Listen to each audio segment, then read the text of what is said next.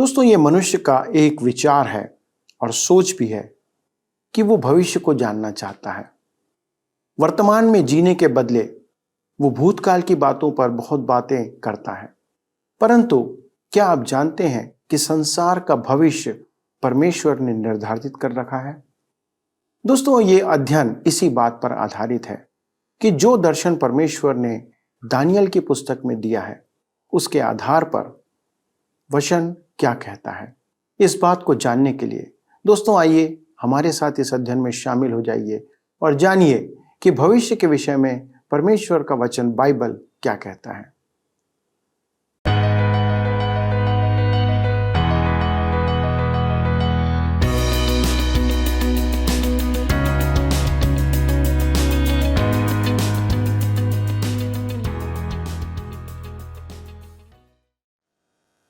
प्रिय मित्रों, आप सभी को प्रेम भरा नमस्कार। मैं आशा करता हूं कि आप स्वस्थ और सुरक्षित हैं तथा वचन में आनंद से बढ़ रहे हैं। वचन में ही आनंद की भरपूरी है, क्योंकि परमेश्वर का वचन ही हमें आशा और उम्मीद प्रदान करता है। दोस्तों, यह सत्य वचन कार्यक्रम है जिसमें हम बाइबल के वचनों का क्रमबद्ध अध्ययन करते हैं और मैं आपका इस प्रसारण में स्वागत करता हूं। मित्रों, जैसा मैंने आपसे कहा था कि अगले प्रसारण में हम एक नई पुस्तक का अध्ययन आरंभ करेंगे, तो आज से हम बाइबल की एक बहुत ही रोमांचक पुस्तक का अध्ययन आरंभ करने जा रहे हैं। मैं आपको विश्वास दिलाता हूं कि आप इसके एक भी अंक को छोड़ना नहीं चाहेंगे। यह पुस्तक बाइबल की भविष्यवाणियों की पुस्तक का मुख्य भाग है, जिसे हम दानियल की पुस्तक कहते हैं। यह बाइबल की 27वीं पुस्तक है और उसे उसके लेखक के नाम से जाना जाता है, जो दानियल है। इस पुस्तक में हम इतिहास की पूर्ति और भविष्य की बातें दोनों देखते हैं। कुछ बातें जो उस समय भविष्यवाणी थी पर आज वे पूरी होकर इतिहास बन चुकी हैं, जिसे संसार के लोग भी जानते हैं। इस पुस्तक में हमें संसार के मुख्य राज्यों और राजाओं की भविष्यवाणी देखने को मिलती है। बाइबल के प्रमुख चरित्रों में से एक दानियल है, जिसने परमेश्वर के द्वारा से अद्भुत दर्शनों को पाया और उसे हमारे लिए अर्थात अंत समय के लोगों के लिए रख छोड़ा। आज यह पुस्तक न केवल विश्वासियों और मसीहियों के लिए पर सभी लोगों के लिए महत्वपूर्ण है, क्योंकि इसमें संसार के भविष्य की घटना और दशा दोनों का चित्रण हमें मिलता है। आज हर एक मनुष्य भविष्य को जानना चाहता है कि कल क्या होगा। दोस्तों, व्यक्तिगत तौर पर नहीं पर सामूहिक तौर पर हम संसार के भविष्य में स्वयं को देख सकते हैं। दोस्तों, कहने को तो बहुत कुछ है, पर आइए हम अपने अध्ययन को आरंभ करते हैं और दानियल की पुस्तक के परिचय से हम परिचित होते हैं। आज हम अपने अध्ययन को दानियल नबी की पुस्तक से आरंभ करेंगे। सबसे पहले हम देखेंगे इसके परिचय को। दानियल की पुस्तक बाइबल की रोमांचक पुस्तकों में से एक है और यह एक भविष्यवाणी की पुस्तक है, क्योंकि बाइबल में भविष्यवाणी का बहुत महत्व है। इसलिए मैं इस विषय में कुछ कहना चाहता हूं। इससे पहले कि हम दानियल की पुस्तक का अध्ययन आरंभ करें, हम यह जान लें कि बाइबल की पुस्तकों का चौथाई भाग भविष्यवाणी संबंधित है। इस पुस्तक का विषय और विषय वस्तु अंत समय से संबंधित है। कहने का अर्थ यह है कि वे भविष्यवाणी की बातें हैं। इस पुस्तक के लिखे जाने के समय धर्मशास्त्र का 5वां भाग एक पूर्वानुमान था, पर अब तक इसका एक बड़ा भाग पूर्ण हो चुका है। अतः धर्मशास्त्र की भविष्यवाणियों को 2 भागों में विभाजित किया जा सकता है। हम दानियल की भविष्यवाणियों में बहुत सी बातों को देखेंगे जो पूरी हो चुकी हैं। उसमें से कुछ विषय भविष्यवाणी के महान विषय हैं। वे ऐसे हैं जैसे किसी हवाई अड्डे पर चारों ओर से विमान उतर रहे हों, और तब प्रकाशित वाक्य की पुस्तक में आप देखेंगे कि ये सब विषय अपनी अंतिम पूर्ति पर पहुंच रहे हैं। इस भविष्यवाणी का मुख्य विषय प्रभु यीशु मसीह है, जैसा अन्य विषयों में हम देखते हैं। इस्राएल, अन्य जातियां, बुराई, शैतान, पाप का पुरुष, महाक्लेश का समय और इस युग का अंत। कलीसिया भी भविष्यवाणी का विषय है, परंतु पुराने नियम में कलीसिया का उल्लेख नहीं है। अतः दानियेल की पुस्तक में कलीसिया का उल्लेख नहीं किया गया है। तदुपरांत प्रभु राज, सहस्र वर्ष, भावी अनंत काल है। ये भविष्यवाणी के मुख्य विषय हैं। मेरे मित्रों, मैं यह नहीं मानता कि अंत समय और भविष्यवाणी के ज्ञान के बिना कोई धर्मशास्त्र का समग्र ज्ञान रख सकता है। भविष्यवाणी के अध्ययन को अनदेखा करने के बहुत हानिकारक परिणाम उत्पन्न हो सकते हैं, जो मेरे विचार में आज अत्यधिक स्पष्ट हैं। भविष्यवाणी के क्षेत्र से अनेक पथभ्रष्ट पंथ उत्पन्न हुए हैं। इसका कारण है कि बड़ी बड़ी कलीसियाओं ने भविष्यवाणी की शिक्षाओं को अनदेखा किया है। पूर्व काल के एक महान बाइबल के ज्ञाता थियोलॉजियंस डॉक्टर चार्ल्स होज ने कहा था, यह विषय अर्थात भविष्यवाणी सब भविष्यवाणियों, पुराने नियम और नए नियम के सर्वेक्षण के बिना समझना आसान नहीं है। भविष्यवाणी को विशेष विषय मानकर अध्ययन न करने वाला मनुष्य यदि यह काम करे तो उपलब्धि संतोषजनक नहीं होगी। लेखक डॉक्टर हॉज यह जानते हुए कि उसमें ऐसी योग्यता नहीं है, वह स्वयं को बड़े पैमाने पर पवित्र शास्त्र की भविष्यवाणी की व्याख्या करने की विभिन्न योजनाओं के ऐतिहासिक सर्वेक्षण तक ही सीमित रखना चाहता है। यह निश्चय ही डॉक्टर होज का चौंकाने वाला और दुख पहुंचाने वाला कथन है। इसी के परिणाम स्वरूप आज हम अपनी अनेक कलीसियाओं में देखते हैं कि भविष्यवाणी पर चर्चा करने वाले पूरी तरह तैयार नहीं हैं। वे इसे हाथ हिलाकर महत्वहीन कहते हैं और त्याग देते हैं, और वे जो भविष्यवाणी को अध्ययन करते भी हैं तो वे सनसनी और निर्बुद्धि व्याख्याएं देते हैं।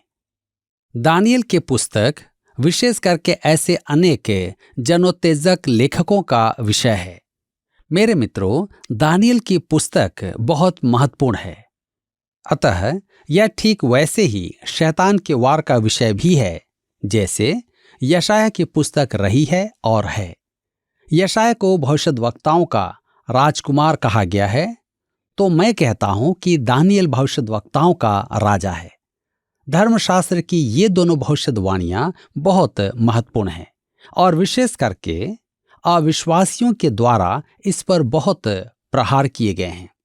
दानियेल की पुस्तक रूढ़िवादी और मुक्त विचार के विद्वानों के मध्य वर्षों से विवाद का विषय रही है और विवाद का मुख्य विषय रहा है पुस्तकों के लिखने का समय। 3री शताब्दी का झूठा शिक्षक पोरफेरी कहता है कि दानियेल की पुस्तक एंटियोकस एपिफनस के युग में लिखी गई एक झूठी पुस्तक है। मक्कबी लोग भी उसी युग के थे। उनके अनुसार यह पुस्तक 170 ईस्वी पूर्व में लिखी गई थी। दानियेल के लगभग 400 वर्ष बाद जर्मनी के विद्वानों ने इस कल्पना का विकास करके पुस्तक की यह आलोचना तैयार की। इन आलोचकों और आज के अविश्वासियों ने यह कल्पना की कि अलौकिक कुछ नहीं है और भविष्यवाणी अलौकिक है, इसलिए भविष्यवाणी है ही नहीं। मेरे प्रियो, अब रोचक बात तो यह है कि यूनानी पुराना नियम एंटियोकस एपिफनस से पूर्व अनुवाद किया गया था, जिसमें दानियेल की पुस्तक है। इन मुक्त विचारक विद्वानों ने मृत सागर से प्राप्त कुंडली ग्रंथों की स्पष्ट गवाहियों को अनदेखा किया था। ये कुंडली ग्रंथ यशायाह की पुस्तक के एक ही लेखक की पुष्टि करते हैं, जबकि मुक्त विचारक विद्वानों का कहना है कि यशायाह की पुस्तक के 2 वरन 3 लेखक हैं। मृतक सागर कुंडली ग्रंथ इस विषय पर मुक्त विचारकों का विरोध करते हैं। रोचक बात तो यह है कि बाइबल पर उठाए गए प्रश्नों के उत्तर समय आने पर अपने आप ही मिल जाते हैं। झूठे शिक्षक, आलोचक और पंथी सदैव ही बाइबल के उस क्षेत्र में प्रश्न करते हैं जिसके उत्तर उस समय हमारे पास नहीं होते हैं। कल्पना करने का अधिकार सबके पास है और आप भी कल्पना कर सकते हैं, परंतु कल्पनाएं गलत ही होती हैं। परंतु समय आने पर परमेश्वर का वचन सच्चा सिद्ध होता है। जब सिकंदर महान अपने विजय अभियान में वहां पहुंचा था, तब इस्राएल का महायाजक अपने साथ दानियल की पुस्तक लेकर उससे भेंट करने गया और उसे दानियल के पुस्तक में उसका नाम लिखा दिखाया।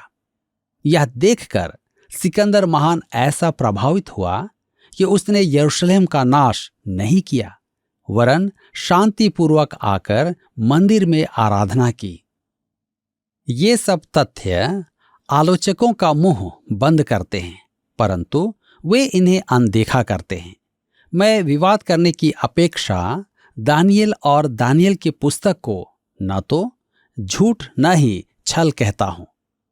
पूसी ने कहा था, अन्य कोई भी बात धर्मशास्त्र के विरुद्ध अपमानजनक कल्पना है जो अविश्वास पर आधारित है।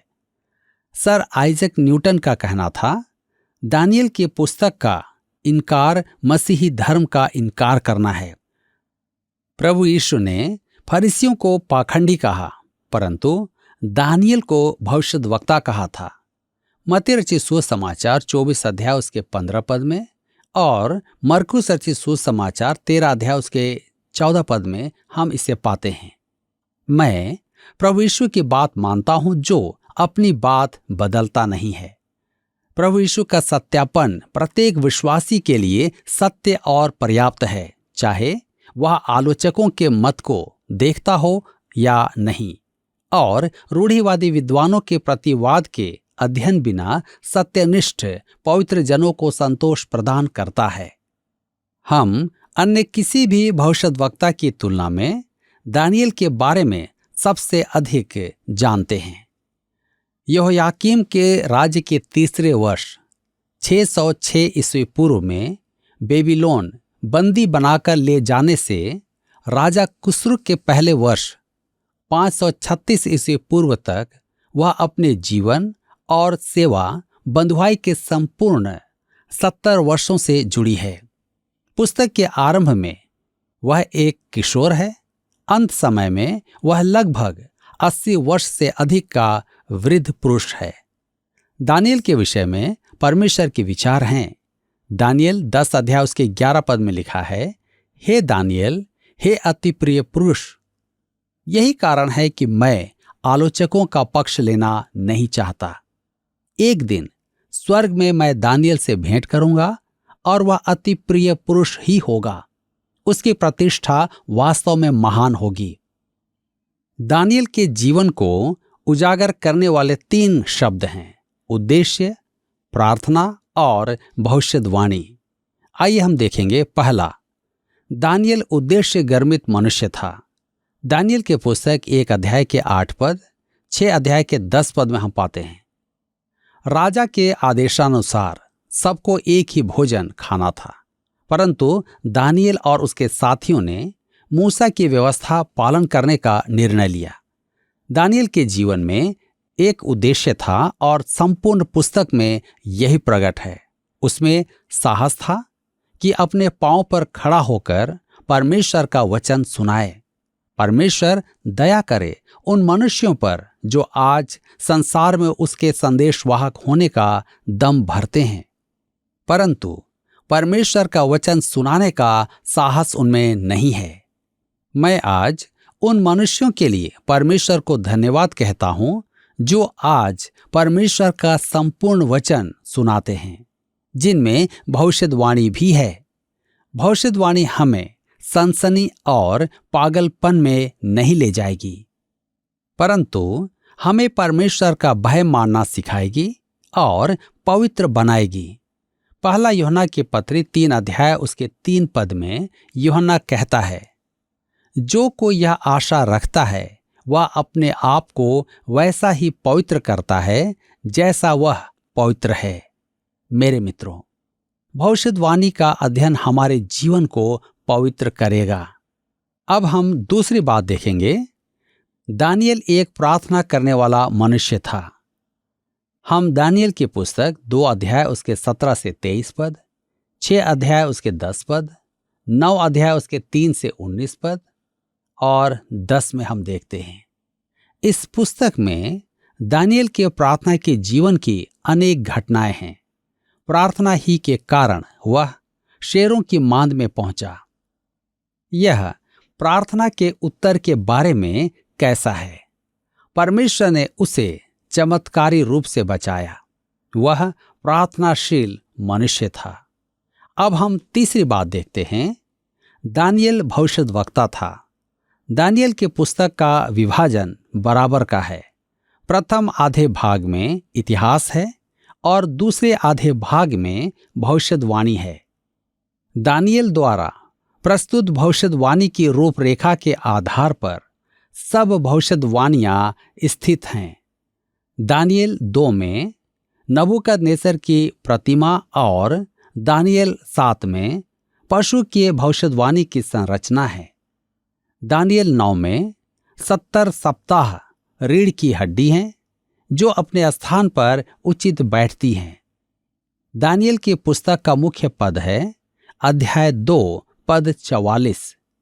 लिखा है, उन राजाओं के दिनों में स्वर्ग का परमेश्वर एक ऐसा राज्य उदय करेगा जो अनंत काल तक न टूटेगा और न वह किसी दूसरी जाति के हाथ में किया जाएगा, वरन वह उन सब राज्यों को चूर चूर करेगा और उनका अंत कर डालेगा और वह सदा स्थिर रहेगा।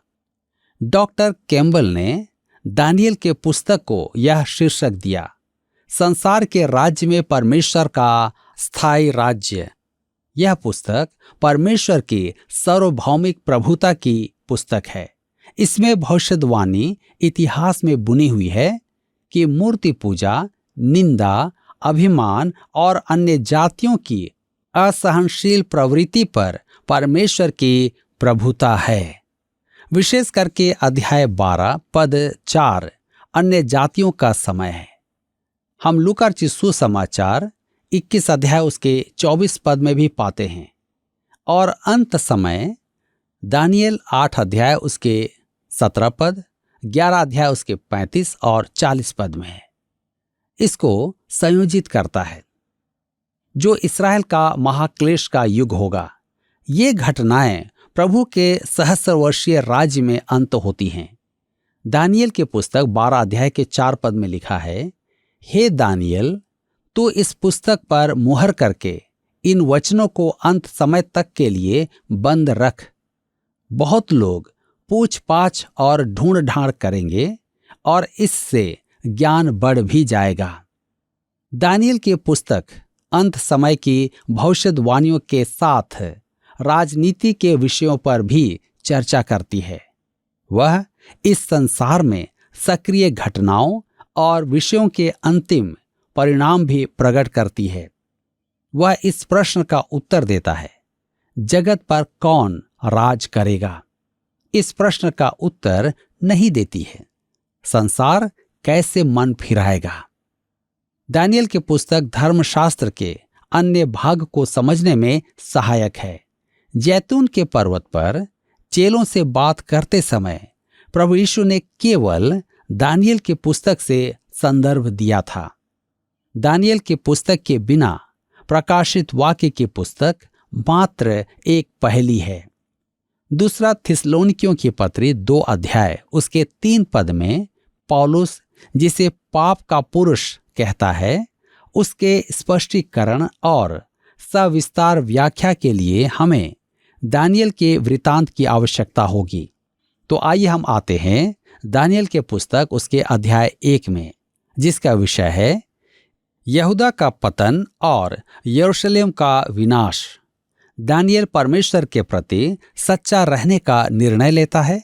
दानियल और उसके 3 मित्रों की उन्नति देख नबूकदनेस्सर प्रसन्न हुआ। तो आइए हम देखेंगे सबसे पहले यहूदा का पतन और यरूशलेम का विनाश।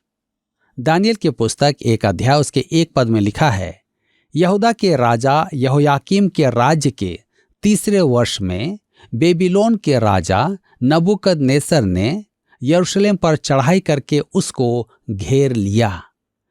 यहोयाकीम को यहूदा के सिंहासन पर मिस्र के राजा नीको ने यहोआहाज के उत्तराधिकारी के रूप में बैठाया था।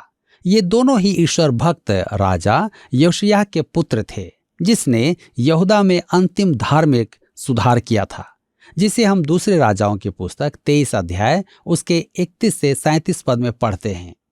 यहोयाकीम का नाम वास्तव में एलयाकीम था। उसी के राज्यकाल में नबूकदनेस्सर पहली बार यरूशलेम के विरुद्ध आया था, लगभग 606 ईस्वी पूर्व में और 604 ईस्वी पूर्व में। उसने यरूशलेम को जीता। यद्यपि यरूशलेम उस समय नष्ट नहीं किया गया, परंतु बंदियों का प्रथम दल उस समय बेबीलोन ले जाया गया था। इस बंदी दल में दानियेल, उसके 3 साथी और हजारों लोग थे। मेरे मित्रों, यहोयाकीम की मृत्यु के बाद उसका पुत्र यहोयाकीन सिंहासन पर बैठा।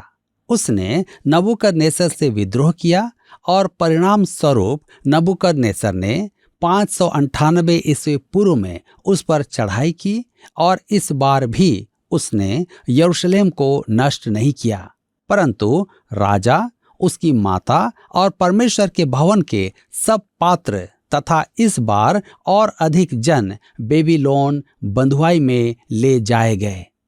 इस दल में स्पष्ट है कि यहेजकेल भी था। इसे हम दूसरे राजाओं की पुस्तक 24 अध्याय उसके 6 से 16 पद में पाते हैं। यहोयाकीन का चाचा सिदकिय्याह राजा बनाया गया और उसने भी विद्रोह किया। इस बार नबूकदनेस्सर ने आकर नगर और मंदिर सब नष्ट कर दिया। सिदकिय्याह के पुत्र उसकी आंखों के सामने घात किए गए और उसकी आंखें निकाल ली गईं। अंतिम बंधुआ दल 588 या 587 ईस्वी पूर्व में बेबीलोन गया। प्रसंगवश यह यिर्मयाह की भविष्यवाणी थी। यिर्मयाह की पुस्तक 25 अध्याय उसके 8 से 13 पद की पूर्ति थी। यिर्मयाह और यहेजकेल दोनों ही कहते थे कि झूठे भविष्यद्वक्ताओं की बातें गलत हैं, यरूशलेम नष्ट होकर ही रहेगा। केवल ये 2 भविष्यद्वक्ता ही सही निकले। मेरे मित्रों, यहाँ पर आज हमारे अध्ययन का समय समाप्त होता है। मित्रों, आपने देखा कि दानियेल की पुस्तक अनेक आलोचकों की आलोचना के बाद भी वर्तमान और इतिहास के आधार पर सटीक बैठती है और सत्य साबित होती है। हम परमेश्वर की बातों को हल्के में नहीं ले सकते। परमेश्वर ने जो भी कहा है वह पूर्ण सत्य है और एक दिन पूरा होकर ही रहेगा। दोस्तों, हमारे संसार के लिए और संसार के राज्यों तथा उसके शासकों के लिए दानियेल बहुत ही स्पष्ट भविष्यवाणियां करता है। जो बातें हमने यहेजकेल की पुस्तक में भविष्यवाणी के रूप में देखी थी, वे हमें इस पुस्तक में पूरी होती हुई दिखाई देती हैं। मित्रों, दानियेल भी हमारे समान एक साधारण मनुष्य था, पर उसके जीवन में हमने 3 प्रमुख बातों को सीखा: उसका उद्देश्य, उसकी प्रार्थना का जीवन और उसकी भविष्यवाणियां। दानियेल एक तटस्थ मनुष्य था। वह अपने जीवन और परमेश्वर के प्रति बहुत गंभीर और समर्पित था। उसके पास अवसर था, पर उसने राजा के भोजन और उन बातों से परहेज किया जो मूसा की व्यवस्था के अनुसार एक यहूदी के लिए निषेध है। मसीही जीवन एक विश्वासी से इस संसार में ऐसे ही समर्पण की उम्मीद करता है और चाहता है। आज अनेक विश्वासी वचन और उसकी शिक्षा के प्रति बहुत ढीले दिखाई देते हैं। वे संसार और अन्य बातों में समझौता करने से पीछे नहीं हटते। मित्रों, हमारा समर्पण बहुत ही आवश्यक है कि हम इस संसार में कैसे जीवन जीते हैं। दानियेल के लिए राजा द्वारा प्रदत्त भोजन का उपयोग गलत नहीं था, क्योंकि वह राजा के द्वारा एक दास को आदेश अनुसार दिया गया था, पर दानियेल ने उस पर वचन को प्राथमिकता दिया। आज हमें भी एक समर्पित जीवन जीने के लिए दानियेल के समान विश्वासियों की आवश्यकता है। मित्रों, आइए हम प्रतिज्ञा करें कि हम वचन अनुसार एक समर्पित जीवन जिएंगे। आइए प्रार्थना करें। स्वर्गीय पिता, प्रभु यीशु क्रिस्त के नाम से धन्यवाद के साथ आपके सन्मुख आते हैं। आज के अध्ययन के लिए धन्यवाद देते, जिसमें प्रभु आपने दानियल के जीवन से हमें एक उत्तम चरित्र का दर्शन कराया कि हम प्रभु उससे कुछ सीखने पाएं। पिता, हम जानते हैं कि ये पुस्तक एक बहुत ही महत्वपूर्ण पुस्तक है, जो अनेक बातों पर आपके वचन, आपकी प्रतिज्ञा और आपकी भविष्यवाणियों को हमारे लिए खोल देती है। प्रभु, अनुग्रह करना कि जब हम इस पुस्तक के अध्ययन में आगे बढ़ते हैं, प्रत्येक अध्ययन में हम ध्यानपूर्वक शामिल हों और जो शिक्षाएं प्रभु आप दे रहे हैं, उसके द्वारा से अपने जीवन को हम आपके स्तर तक लाने का प्रयत्न करते रहें। हमारे दर्शकों की सहायता करें कि पिता परमेश्वर, जब वे इस भेद को समझें तो वो ज्ञान की पूर्ति के लिए नहीं, परंतु आत्मिक उन्नति के लिए उसे उपयोग करें और दूसरों को सिखाने वाले होने पाए, जैसा आपके वचन में लिखा है। पिता, हम धन्यवाद देते हैं कि आपने हमारी सहायता अब तक किया है। आगे के लिए सारी बातों को आपके पवित्र और सुरक्षित हाथों में रखते हुए विनती प्रभु यीशु क्रिस्त के नाम से मांगते हैं, आमीन। प्रिय मित्रों, आज के अध्ययन में शामिल होने के लिए धन्यवाद। मुझे आशा है कि इस पुस्तक का अध्ययन भी आपके लिए उतना ही रोचक रहेगा और आप अनेक बातों को हमारे साथ सीखने पाएंगे। अगले प्रसारण में हम इस अध्ययन को आगे बढ़ाएंगे। तब तक परमेश्वर के साथ बने रहें। यदि आप इसे फिर से देखना चाहते हैं तो आप YouTube पर जा करके इसे देख सकते हैं। जी हाँ, जब जाएं तो शेयर और लाइक जरूर कीजिएगा। अगले प्रसारण तक परमेश्वर के अनुग्रह में बने रहें और उसी से प्रार्थना करते रहें। प्रभु आपको आशीष दे। आइए अब हम प्रश्न को देखें। पिछले प्रश्न का उत्तर है डी, पत्नी। अप्फिया फिलेमोन की पत्नी थी। आज के अध्ययन पर आधारित प्रश्न है, इस्राएल के महायाजक ने सिकंदर महान को बाइबल की कौन सी पुस्तक भेंट की थी? ए. यशाया, बी. दानियल, सी. यहेजकेल, डी. लय व्यवस्था। मित्रों, इस प्रश्न का उत्तर हमें कल सुबह 6 बजे से पहले विकल्प ए, बी, सी या डी के साथ अपना नाम, पता, स्थान के साथ 9651433397 पर SMS या WhatsApp करें। क्या आपको यह कार्यक्रम पसंद आया? अभी हमें एक मिस कॉल करें और आप अगले विजेता हो सकते हैं।